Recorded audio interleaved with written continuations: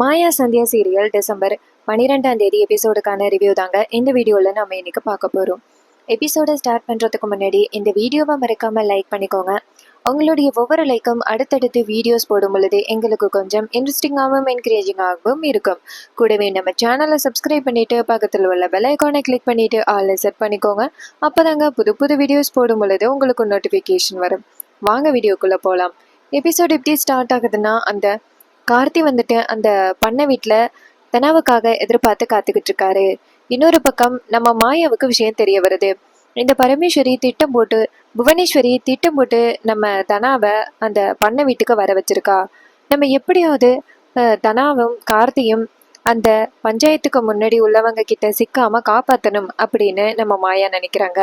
அப்ப கதிர் சொல்றாரு, இங்க பாரு மாயா, நான் போயிட்டு எப்படியாவது தனாவை கூட்டிட்டு வரேன் அப்படின்னு. அதுக்கு மாயா சொல்றாங்க, இங்க பாரு கதிர், நீ போனாலும் கண்டிப்பா உனக்கு முன்னாடி அங்க பஞ்சாயத்துல உள்ளவங்க போயிருவாங்க. அதனால அவ்வளோ சுலபமா நம்ம போயிட்டு அவங்கள காப்பாற்ற முடியாது. இந்த இடத்துல இருந்து ஏதாவது பண்ண முடியுமான்னு யோசிக்கணும் அப்படின்னு. இதை கேட்டுட்டு கதிர் கேட்குறாரு, என்ன பண்ண போற அப்படின்னு. அப்ப மாயா சொல்றாங்க, பொறு யோசிக்கிறேன் அப்படின்னு. இன்னொரு பக்கம் அந்த புவனேஸ்வரி மற்றவங்களை கூட்டிக்கிட்டு கார்ல போயிட்டு இருக்காங்க. அப்ப கார்ல உள்ளவரை சொல்றாரு, என்னையா இது புது குழப்பமா இருக்கு, இப்படி எதுவும் தப்பா இருந்துச்சுன்னா தனாவும் கார்த்தியும் மட்டும் அந்த பண்ண வீட்டுல இருந்தா இதை விட பெருத்த அவமானம் வேற எதுவுமே இல்லை ரகுராம் ஐயாவுக்கு. ரொம்ப அவமானப்பட வேண்டியதா இருக்கும். கண்டிப்பா அத்தனை பேருக்கு முன்னாடி மன்னிப்பு கேட்குற மாதிரியும் இருக்கும் அப்படின்னு சொல்லி பேசிக்கிட்டு இருக்காங்க. இதை கேட்டுட்டு பசுபதி ரொம்ப சந்தோஷப்படுறாரு. இன்னொரு பக்கம் மாயாவுக்கு டக்குன்னு ஒரு ஐடியா. மாயா நேரா கார்த்திக்கு கால் பண்றாங்க, தேவி அப்படிங்கிற பேர்ல. அப்ப நம்ம கார்த்தி வந்து போனை பார்த்துட்டு, என்ன இது, இவ இந்த நேரத்துல கால் பண்றா அப்படின்ட்டு போன் அட்டன் பண்ண. அப்ப நம்ம மாயா கீதா தேவி குரல்ல பேசுறாங்க. ஹலோ கார்த்திக் சார், எங்க இருக்கீங்க அப்படின்னு. அப்ப கார்த்தி சொல்றாரு, நான் வீட்டுல தான் இருக்கேன். சொல்லு தேவி, எப்படி இருக்க, ரொம்ப நாள் கழிச்சு கால் பண்ற அப்படின்னு. அப்ப நம்ம தேவி சொல்றாங்க, இங்க பாருங்க கார்த்திக் சார், டெல்லியிலேருந்து நான் ரீசெண்டா தானே வந்தேன். உங்களை கூட நான் பார்க்கணும்னு சொல்லிக்கிட்டு இருந்தேன்னு, இப்போ உங்களை பார்க்கறதுக்காக தான் நான் வந்துகிட்டு இருக்கேன் சார் அப்படின்னு. இதை கேட்டதோட கார்த்தி அதிர்ச்சி ஆகுறாரு. அப்ப தேவி சொல்றாங்க, சார் என்ன சார், நான் சொல்றேன் எதுவுமே பேச மாட்டேங்கிறீங்க அப்படின்னு. அப்ப கார்த்தி சொல்றாரு, இன்னைக்கு பார்க்கணுமா, ஈவினிங் போல மீட் பண்ணலாமா அப்படின்னு. அப்ப தேவி சொல்றாங்க, என்ன சார் இது, ஈவினிங் போல மீட் பண்ணலாமான்னு கேக்குறீங்க, உங்களை பார்க்கறதுக்காக தான் நான் இப்போ வந்துகிட்டே இருக்கேன். உங்க ஊருக்கு பக்கத்துல ஒரு கோவில் இருக்குல்ல, அந்த கோவில்ல மீட் பண்ணலாமா, உங்களை பார்க்கறதுக்காக ஆசையா வந்துகிட்டு இருக்கா சார் அப்படின்னு. அப்ப கார்த்தி நினைக்கிறாரு, என்ன இது, இவ வேற இப்படி பேசுறாளே அப்படின்ட்டு. கார்த்தி சொல்றாரு, ஒரு 1/2 கழிச்சு நம்ம 2 பேரும் மீட் பண்ணலாமா அப்படின்னு. அப்ப தேவி சொல்றாங்க, என்ன சார் இது 1/2 சொல்றீங்க, நான் இன்னும் 5 நிமிஷத்துல அங்க வருவேன். ஏன் சார் இப்படி இருக்கீங்க, உங்களை பார்க்கறதுக்காக டெல்லியிலேருந்து வந்திருக்கேன். இப்ப நீங்க நம்பலைன்னா உங்களுக்கு நான் ஒரு போட்டோ அனுப்புறேன் பாருங்களேன் அப்படின்னு சொல்ல. இதை கேட்டுட்டு கார்த்தியும் அனுப்புங்க அப்படின்னு சொல்ல. அப்ப நம்ம மாயா போனை எடுத்து ஒரு போட்டோ அனுப்ப போறாங்க. அப்ப கதிர் கேக்குறாரு, என்ன மாயா அப்படின்னு சொல்ல. மாயா டக்குன்னு கொஞ்சம் பொறுமையா இருக்காதீர் அப்படின்னு சொல்லிட்டு ஒரு போட்டோ எடுத்து நேரா கார்த்திக்கு அனுப்புறாங்க. கார்த்தி அந்த போட்டோவை பார்த்ததோட, ஐயோ என்ன இவ்வளோ அழகா இருக்கா, இந்த மாதிரி ஒரு பொண்ணை நம்ம ஊர்ல பார்த்ததே கிடையாது, நமக்கு சரியான சான்ஸ் கிடைச்சிருக்கு, இவளை மிஸ் பண்ணக்கூடாது அப்படின்னு சொல்லிட்டு போனை பார்த்துட்டு, இங்க பாரு தேவி, எனக்கு உன் மேல எந்த சந்தேகமும் இல்லை, நான் உன்னை பாக்குறதுக்கு இப்பயே வரேன், நீ கவலைப்படாத, நீ அந்த கோவில்ல வெயிட் பண்ண, நான் இப்ப வந்துருவேன் அப்படின்னு. இது கேட்டதோட தேவியும் சரி அப்படின்னு சொல்லிட்டு, நான் இன்னும் 10 நிமிஷத்துல அங்க வந்துருவேன், சீக்கிரம் வாங்க கார்த்திக், உங்களை பார்க்கணும்னு எனக்கு ரொம்ப ஆசையா இருக்கு அப்படின்னு சொல்லிட்டு போனை கட் பண்றாங்க. அப்ப கார்த்தி நினைக்கிறாரு, எப்படியும் தனா வரத்துக்கு இன்னும் 1/2 ஆகும், எப்படியும் அத்தை வந்துட்டு ஒரு 1/2 தான் தனாவை இங்க வச்சிருக்க சொன்னாங்க, நம்ம 10 நிமிஷத்துக்குள்ள போயிட்டு பார்த்துட்டு வந்துடலாம் அப்படின்ட்டு கார்த்தி பைக் எடுத்துக்கிட்டு நேரா தேவியை பார்க்கறதுக்கு ஆவலோட போறாரு. இன்னொரு பக்கம் மாயா போனை கட் பண்ணிட்டு கார்த்திகி கதிர்கிட்ட பாத்தியா அப்படின்னு சொல்ல. கதிர் கேட்குறாரு, என்ன மாயா இது, வாய்ஸை சேஞ்ச் பண்ணி பேசினேன், அப்புறம் சந்திக்க வர சொல்ற கார்த்திய, அப்புறம் போட்டோ அனுப்புனேன், என்ன மாயா நடக்குது இங்க அப்படின்னு. அப்ப மாயா சொல்றாங்க, எல்லாமே அந்த கார்த்தியை ஏமாத்துறதுக்காக தான், எப்படியும் நம்ம இங்கேருந்து போனாலும் கண்டிப்பா காப்பாற்ற முடியாது நம்ம தனாவை, அதனால தான் அந்த கார்த்தி எதுல வீக்னஸோ அதுக்கு ஒரு தூண்டில் போட்டேன் அப்படின்னு. அப்ப கதிர் கேட்குறாரு, என்ன அப்படின்னு. அப்ப மாயா சொல்றாங்க, இதை பத்தி நான் கொஞ்சம் லேட்டா சொல்றேன், இப்போதைக்கு தனா வரணும், அதான் நமக்கு முக்கியம் அப்படின்னு. இது கேட்டதோட கதிரும் சரி அப்படின்னு சொல்றாரு. அதுக்கப்புறம் மாயாவும் கதிரும் சேர்ந்து அந்த தனாவுக்காக காத்துக்கிட்டு இருக்காங்க. இன்னொரு பக்கம் நம்ம ஜானகி வந்துட்டு அந்த ஏற்பாடுகளை பண்ணிக்கிட்டு இருக்காங்க. கூடவே ரகுராம் வராரா அப்படின்னு எதிர்பார்த்துக்கிட்டு இருக்காங்க. இன்னொரு பக்கம் சீனசி பண்ணி தனாவை காமிக்கிறாங்க. தனா வந்துட்டு நேரா அந்த பண்ணை வீட்டுக்கு போறாங்க. இன்னொரு பக்கம் கார்த்தி நேரா தேவியை பார்க்கறதுக்காக பைக்ல அந்த கோவில் பக்கத்துல போயிட்டு இருக்காரு. தனா நேரா அந்த பண்ணை வீட்டுக்கு போறாங்க. போயிட்டு அங்க உள்ள இடத்த செக் பண்ணி பாக்குறாங்க. ஆனா பார்த்தா எங்கேயுமே இல்லை. தனா நேரா அந்த பண்ணை வீட்டுக்கு போயிட்டு 4 பக்கமும் அந்த கார்த்தி இருக்காரா அப்படின்னு தேடி பார்க்குறாங்க. அப்போ தனா வந்துட்டு கார்த்திக் சார் அப்படின்னு கத்துறாங்க. தனா கத்துறாங்க, எங்கே பார்த்தாலும் கார்த்திக் சார் இருக்கீங்களா, நான் வந்துட்டேன் அப்படின்னு சொல்லி கத்துறாங்க. ஆனால் எங்கேயுமே வந்துட்டு கார்த்தி இருக்கிற மாதிரியே தெரியல. தனா ஃபஸ்ட்டு கார்த்தி இருந்த ரூமுக்கு போயிட்டு செக் பண்ணி பார்க்குறாங்க, அங்கேயும் இல்லை. அதுக்கப்புறம் பக்கத்தில் இருக்க ரூமுக்கு போயிட்டு செக் பண்ணி பார்க்குறாங்க, அங்கேயுமே இல்லை. அப்போ தனா நினைக்கிறாங்க, இன்னும் இது யாரையுமே காணும் அப்படின்ட்டு சித்தி அப்படின்னு கூப்பிடுறாங்க, அவங்களையும் காணும். அப்ப தனா நேரா மாடிக்கு போறாங்க. அங்க போயிட்டு பாக்குறாங்க, அங்கேயுமே கார்த்தியை காணும். அப்ப தனா நினைக்கிறாங்க, என்ன இது கார்த்திக் சாரையும் காணும், சித்தியையும் காணும், என்னவா இருக்கும், ஒருவேளை அவரை தூக்கிக்கிட்டு ஹாஸ்பிட்டல் போயிட்டாங்களோ அப்படின்ட்டு தனா நினைக்கிறாங்க.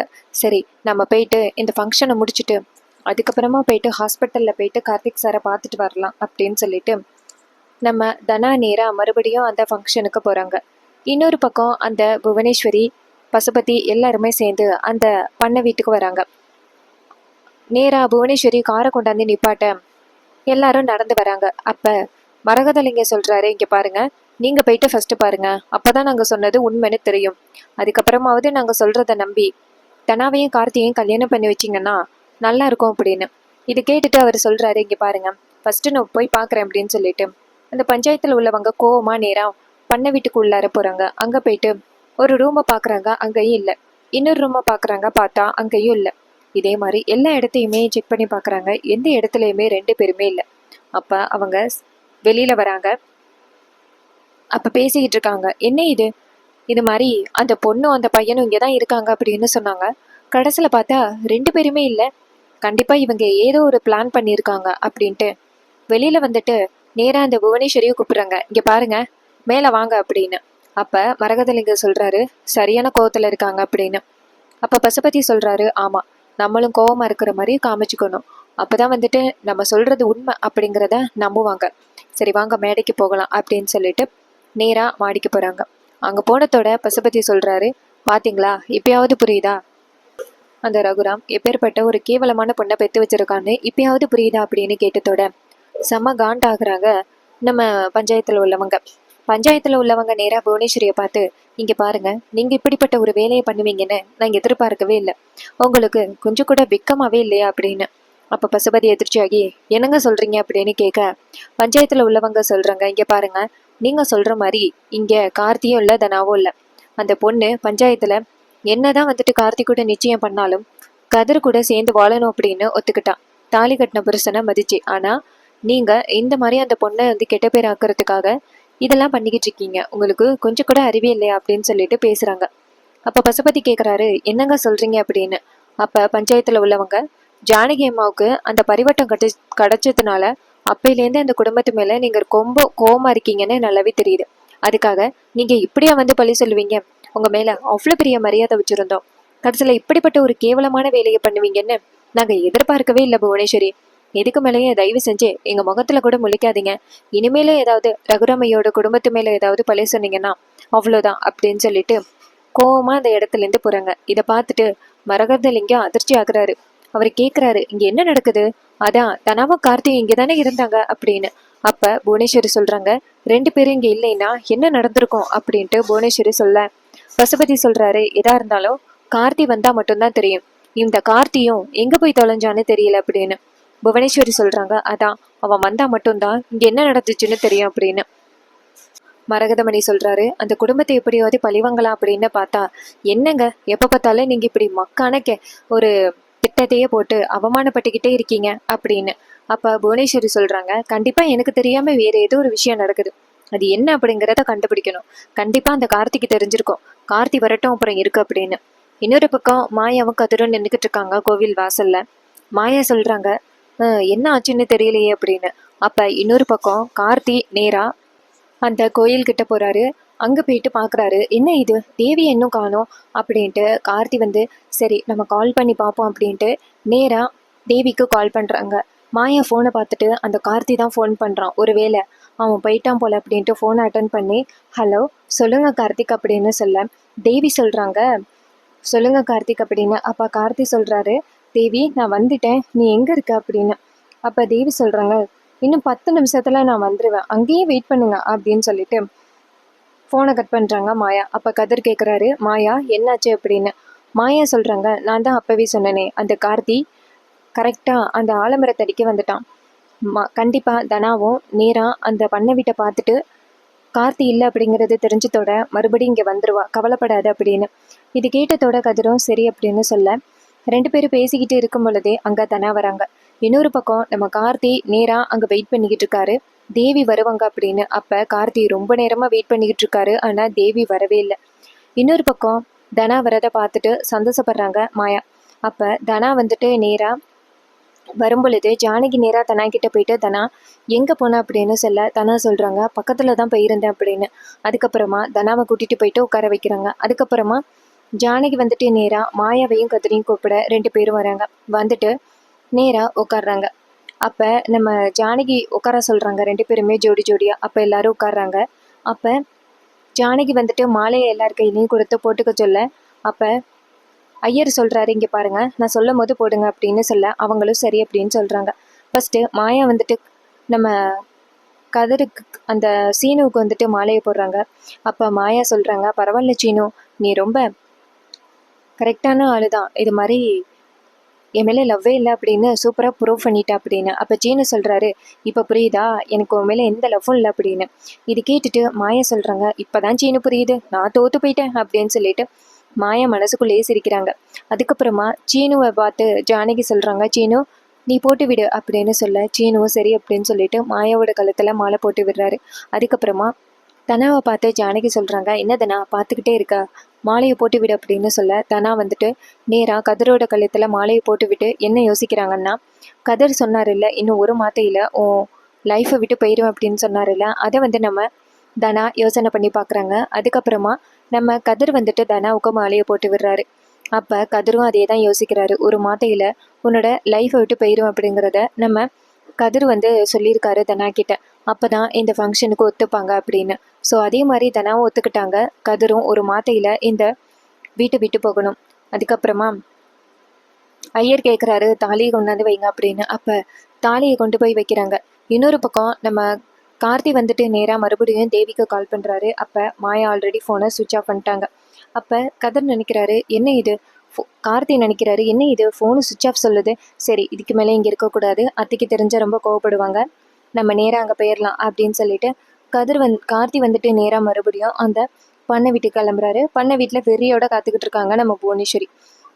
இன்னொரு பக்கம் நம்ம மாயா வந்துட்டு உட்காந்துருக்காங்க. அப்போ ஐயர் வந்துட்டு தாலி எடுத்துகிட்டு வர சொல்ல அப்போ ஜானகி தாலி எடுத்து கொண்டு போய் வைக்கிறாங்க. அதுக்கப்புறமா மாயாவோட தாலியை கேட்க மாயாவோட தாலியை கொண்டு போய் வைக்கிறாங்க. ஸோ இதை பார்த்துட்டு பத்மாவும் பார்வதியும் பேசிக்கிறாங்க. பத்மா சொல்கிறாங்க, எப்படியும் அந்த பாக்ஸை ஓப்பன் பண்ணதோட அதில் தாலி இல்லைன்னு தெரிய போகுது, மாயா நல்லா அவமானப்பட போகிறான், கண்டிப்பாக இந்த தாலி பிரிச்சு கோக்குற ஃபங்க்ஷன் நடக்காது அப்படின்னு சொல்லிட்டு 2 பேருமே ரொம்ப சந்தோஷமாக பேசிக்கிட்டு இருக்காங்க. அந்த நேரம் ஐயர் வந்துட்டு அந்த தாலியை ஓப்பன் பண்ண உள்ளார இருக்கிற தாலியை பார்த்துட்டு பத்மாவும் பார்வதியும் அதிர்ச்சி ஆகுறாங்க. அப்போ பத்மா கேட்குறாங்க, எப்படி தாலி வந்துச்சு அப்படின்னு. அப்போ நம்ம மணி எங்கேருந்து வந்துட்டு அது நான் தான் பண்ணேன் அப்படின்னு சொல்ல இது கேட்டுட்டு பத்மா கேட்குறாங்க, என்னங்க அப்படின்னு. அப்போ மணி சொல்கிறாரு, நீ நைட்டு மாயாவோட தாலியை எடுத்து கொண்டாந்து ஒளிச்சு வச்சதை பார்த்தேன், நீ எதுக்காக இப்படி பண்ணுற, உனக்கு கொஞ்சம் கூட வெக்கமாவே இல்லையா அப்படின்னு. அப்போ பத்மா சொல்கிறாங்க, என்னங்க எம்எல்ஏ இப்படி போடுறீங்க, அப்படியெல்லாம் நான் எதுவும் பண்ணலை அப்படின்னு. அப்போ மணி சொல்கிறாரு, நீ பண்ணது எனக்கு நல்லாவே தெரியும், நான் கண் முழிச்சு பார்த்துக்கிட்டு தான் இருந்தேன் நீ என்ன பண்ணேன்னு. நீ நைஸாக கொண்டாந்து ரோஸ் கலர் மணி ப்ரெஸ்ஸில் வச்ச, அதை பார்த்துட்டு நான் கரெக்டாக எடுத்துக்கொண்டு போய் நான் அந்த பாக்ஸ்லேயே வச்சுட்டேன். இந்த பாரு, நீ என்ன தான் என் மருமகளோட வாழ்க்கையை கெடுக்கிறதுக்கு என்ன முயற்சி பண்ணாலும் என் மருமகளோட வாழ்க்கையை நான் காப்பாற்றுவேன். நீ தேவையில்லாமல் வந்துட்டு இந்த மாதிரி ஏதாவது அடுத்த வாட்டி அதிக பிரசங்கித்தனமாக பண்ணிக்கிட்டு இருந்த, அவ்வளோதான் பார்த்துக்க அப்படின்னு. இது கேட்டதோட பத்மாவுக்கு செம்ம ஷாக்கு. அப்போ மணி அங்கேருந்து போக அப்போ பார்வதி கேட்குறாங்க, என்னக்கா இது என்ன நடக்குது இங்கே அப்படின்னு. பத்மா சொல்கிறாங்க, இந்த மனுஷன் இப்படி பண்ணுவான்னு நான் எதிர்பார்க்கவே இல்லடி அப்படின்னு. பார்வதி கேட்குறாங்க, என்னக்கா இது தாலி பிரித்து கோக்குற சடங்கு நடக்காது அப்படின்னு நினச்சிக்கிட்டு இருந்தோம். ஆனால் கடைசியில் தாலியும் வந்துருச்சு அப்படின்னு பத்மா சொல்கிறாங்க. ஏன் தான் உன் புருஷனே என் புருஷனே இப்படி இருக்காங்கன்னு வந்து தெரியல அப்படின்னு சொல்லிட்டு கோவமாக பேசிக்கிட்டு இருக்காங்க. இன்னொரு பக்கம் நம்ம ஜானகி வந்துட்டு இன்னுமே ரகுராமுக்காக காத்துக்கிட்டு இருக்காங்க. அப்போ சிவா சொல்கிறாரு, அண்ணி என்ன நீ பார்க்குறீங்க அப்படின்னு. அப்போ ஜானகி சொல்கிறாங்க, உங்கள் அண்ணன் வருவார் அப்படின்னு தான் எதிர்பார்த்துக்கிட்டு இருந்தேன், ஆனால் அவரை இன்னும் காணுமே அப்படின்னு. அப்போ சிவா சொல்கிறாரு, இங்கே பாருங்க அண்ணி, கண்டிப்பாக அண்ணன் வரமாட்டார். உங்களுக்கே தெரியும், அவர் எடுத்த முடிவு ஒன்று தான், அவர் வரத்துக்கு வாய்ப்பே இல்லை அப்படின்னு. அப்படி சொல்லிக்கிட்டு இருக்கும் பொழுதே ரகுராம் கூட்டத்துக்குள்ளே வராரு. ரகுராம ஜானகி பார்த்துட்டு வந்துட்டாரு அப்படின்னு சொல்ல, சிவா நேரா அண்ணனை பார்த்துட்டு அண்ணன் வந்துட்டாரு அப்படின்னு சொல்ல, அப்போ நம்ம ஜானகியோட அத்தை வந்துட்டு ரகுராம பார்த்ததோட அங்கேருந்து ஓடி போய் ரகு அப்படின்னு சொல்ல, அப்போ அத்தை சொல்கிறாங்க, இங்கே பாருப்பா, நீ வருவனே எனக்கு நல்லாவே தெரியும் அப்படின்னு. அப்போ அவர் சொல்கிறாரு, நான் வந்தது என் பொண்ணுக்காக மட்டும்தான், வேறு யாருக்காகவும் இல்லை அப்படின்னு ரகுராம் சொல்கிறாரு. அப்போ ஜானகியும் ரொம்ப சந்தோஷமாக வந்து நிற்கிறாங்க. அந்த நேரம் ரகுராம் சொல்கிறாரு, இங்கே பாருமா, நான் என் பொண்ணுக்காக தான் வந்தேன், வேறு யாருக்காகவும் இல்லை அப்படின்னு சொல்ல. அப்போ பாட்டி சொல்கிறாங்க, சரி வாப்பா அப்படின்னு சொல்லிட்டு கூட்டிகிட்டு போகிறாங்க. ஜானகி இதை பார்த்துட்டு ரொம்ப சந்தோஷப்படுறாங்க. அப்போ சிவா சொல்கிறாரு, அண்ணி நீங்கள் சொன்ன மாதிரியே அண்ணன் வந்துட்டாரு. நீங்கள் அப்பையிலேருந்து சொல்லிக்கிட்டே இருந்தீங்கல்ல, அண்ணன் கண்டிப்பாக வருவாருன்னு. அதே மாதிரி அண்ணன் வந்துட்டாரு. நீங்கள் வச்ச நம்பிக்கை கொஞ்சம் கூட வீண் போகலை அப்படின்னு சொல்ல, அதுக்கு ஜானகி சொல்கிறாங்க, பெத்த பொண்ணுங்களோட இந்த நல்ல காரியத்தை எப்படி அவர் வந்துட்டு வராமல் இருப்பார், கண்டிப்பாக வருவாருன்னு எனக்கு நம்பிக்கை இருந்துச்சு, அதே மாதிரி வந்துட்டார் அப்படின்னு சொல்ல. இது கேட்டுட்டு சிவாவும் சரி அப்படின்னு சொல்ல, பாட்டி நேராக ரகுவை கூட்டிகிட்டு வந்துட்டு, சரி வாப்பா, சடங்கெல்லாம் ஆரம்பிக்க போகுது அப்படின்னு சொல்ல, ரகுராமன் சரி அப்படின்னு சொல்லிட்டு வந்து நிற்கிறாரு. இன்னொரு பக்கம் அந்த புவனேஸ்வரியை காமிக்கிறாங்க. புவனேஸ்வரி செம்ம காண்டில் அந்த பண்ணை வீட்டில் இருக்க கார்த்திக் கொண்டாந்து பைக்கை நிப்பாட்ட, புவனேஸ்வரி கார்த்தியை பார்த்துட்டு, இவன் என்ன இப்போதான் பைக்கில் வரான் அப்படின்னு. அப்போ பசுபதி கேட்குறாரு, அவன் எங்கே போனான், கூப்பிட அவனை அப்படின்னு சொல்ல. அப்போ அந்த கார்த்தி அங்கேருந்து வராரு. வந்ததோட தனா வந்துட்டாளா அப்படின்னு சொல்ல, புவனேஸ்வரி டென்ஷன் ஆகி கார்த்தியை ஓங்கி அறிகிறாங்க. அப்போ கார்த்தி கேட்குறாரு, ஏன் அத்தை என்னாச்சு அப்படின்னு. அப்போ புவனேஸ்வரி கேட்குறாங்க, உங்ககிட்ட ஒரே ஒரு வேலை தான் கொடுத்தேன், அதையும் உருப்படியாக பண்ணவே இல்லை, அவங்ககிட்ட என்ன சொன்னேன், எப்படியாவது அந்த தனாவை இங்கேயே வச்சிருன்னு சொன்னேன், ஆனால் நீ எங்கே போன அப்படின்னு. அப்போ கார்த்தி சொல்கிறாரு, இல்லை தனா வந்தாளா, அவள் வரவே இல்லை அப்படின்னு. புவனேஸ்வரி சொல்கிறாங்க, என்கிட்ட போய் சொல்லாத, அவள் அங்கேருந்து கிளம்பிட்டா அப்படிங்கிற விஷயம் வரைக்கும் எனக்கு தெரியும். அவள் இந்த பண்ணை வீடு வரைக்கும் வந்திருக்கா, வந்து உன்னை தேடி இருக்கா, அதோட வீட்டுக்கு போயிட்டா, நீ இங்கே இல்லை, நீ எங்கே போன அதை முதல்ல சொல்லு அப்படின்னு. இது கேட்டதோட கார்த்தி சொல்கிறாரு, அத்தை கடைசி நேரத்தில் என் ஃப்ரெண்டு ஏதோ அர்ஜென்ட்டான விஷயம்னு கூப்பிட்டான், ஒரு 10 நிமிஷத்தில் போயிட்டு வந்துடலாம்னு நினச்சேன், ஆனால் அதுக்குள்ளேயும் தானா வந்துட்டு போயிடுவான்னு எதிர்பார்க்கல அப்படின்னு. இது கேட்டதோட புவனேஸ்வரி காண்டாகிறாங்க. உனக்கு கொஞ்சம் கூட வெக்கமாகவே இல்லை, சரி வேற ஏதாவது பிளான் தான் போடணும், உன்னை நான் அப்புறம் பார்த்துக்கிறேன் அப்படின்னு சொல்லிட்டு புவனேஸ்வரி கோவமாக போகிறாங்க.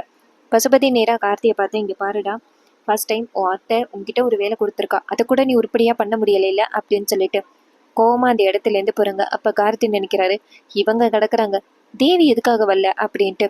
மறுபடியும் தேவிக்கு கால் பண்ண ஃபோன் ரீச் ஆகலை. அப்போ கார்த்தி நினைக்கிறாரு, எதுக்காக இந்த தேவி ஃபோன் எடுக்கலாச்சே, ஃபோட்டோ வேற செம்ம சூப்பராக இருந்துச்சு, அவளை நேரடியாக போய் பார்க்கலான்னு நினச்சேன், ஆனால் கடைசியில் எப்படி ஆகிருச்சு அப்படின்ட்டு கார்த்தி டென்ஷன் ஆகுறாரு. ரொம்பவே சூப்பராக இன்னைக்கான எபிசோடை ஃபினிஷ் பண்ணியிருக்காங்க. இந்த எபிசோடு உங்களுக்கு எந்த அளவுக்கு பிடிச்சிருந்துச்சு அப்படின்னு மறக்காமல் கமெண்ட்ல என் கூட ஷேர் பண்ணிக்கோங்க. மறக்காமல் நம்ம சேனலை சப்ஸ்கிரைப் பண்ணிவிட்டு பக்கத்தில் உள்ள பெல் ஐகானை கிளிக் பண்ணிவிட்டு ஆல்னு செட் பண்ணிக்கோங்க. அப்போ தாங்க புது புது வீடியோஸ் போடும் பொழுது உங்களுக்கு நோட்டிஃபிகேஷன் வரும். தேங்க்ஸ் ஃபார் வாட்சிங்.